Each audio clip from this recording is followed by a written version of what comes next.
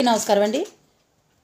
నేను ఒక తెలుగు మహిళా నాయకురాలిగా, అలాగే టీడీపీ వీరాభిమానిగా, నారా లోకేష్ గారి వీరాభిమానిగా ఒకటే అడుగుతున్నా.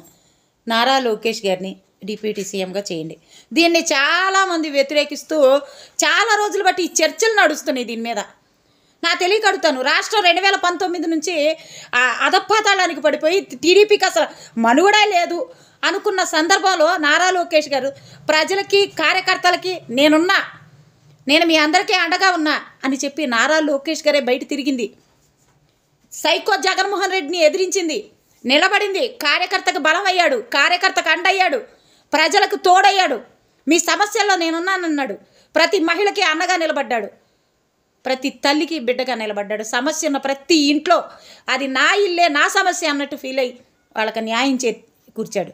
అలాంటి వ్యక్తి ఈరోజు నేను ఒక మహిళా నాయకురాలిగా, మా నాయకుడు, మేము దేవుళ్ళ కొలిచే మా నాయకుడు నారా లోకేష్ గారు డిప్యూటీ సీఎం అవ్వాలని కోరుకోవడంలో తప్పే ఉంది. దీన్ని ఏం కాంట్రవర్సీగా తీసుకోవాల్సిన అవసరం లేదే. ఇప్పుడు ప్రతి పార్టీకి జగన్మోహన్ రెడ్డిని 11 సీట్లు వచ్చిన జగన్మోహన్ రెడ్డినే సీఎం అంటున్నారు.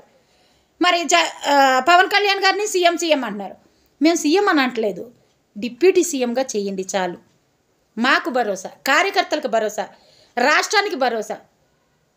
నారా చంద్రబాబు నాయుడు గారిని మేము టీడీపీకి సంబంధించిన నాయకులు, కార్యకర్తలు, మహిళా నాయకులు ప్రతి ఒక్కరూ కోరుకునేది ఒకటే, మా నారా లోకేష్ అన్న గారిని డిప్యూటీ సీఎంగా ప్రకటిస్తారని కోరుకుంటూ సెలవు తీసుకుంటున్నాం. మీ అసలేటి నిర్మల.